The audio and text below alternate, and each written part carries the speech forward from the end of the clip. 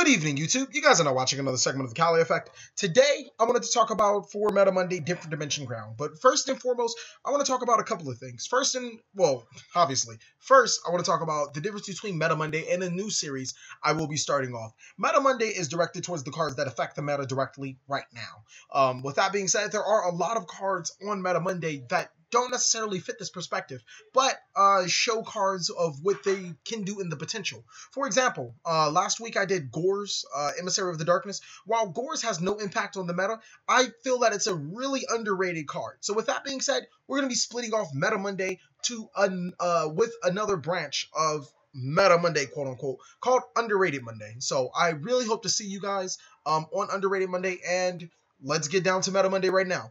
Like I said, Meta Monday is used for defining the cards and cards that impact our meta right now. One being Different Dimension Ground. It's a trap card on a Star Strike Blast, I believe. What's STBL? I'm just going to say Star Strike Blast.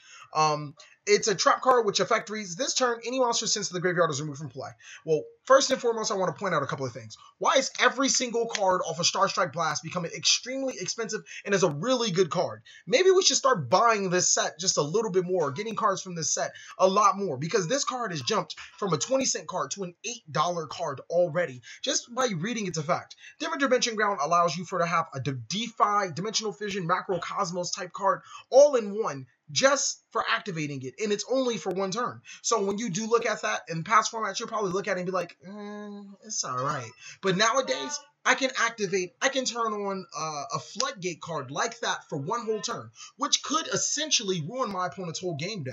For example, if I'm playing Bujin, I don't want any of my cards getting I don't want any of my cards being removed from play. But if I'm playing it on my opponent's turn, and I already know that I don't necessarily need to drop a Crane on field or anything like that, I can just activate Different Dimension Ground on my opponent's turn. All of their cards get banished. I can always protect my Bujin Yamato from hair, so it won't get destroyed or any of my Bujin monsters, and then I can continue on with my day. I think that's what really makes Different Dimension separate from Macrocosmos and DeFi, is that you can turn it off and you can turn it on like that and completely ruin an opponent's day. Now, granted, it does require a lot of timing, because if you do time this card wrong, you'll be using it for no apparent reason.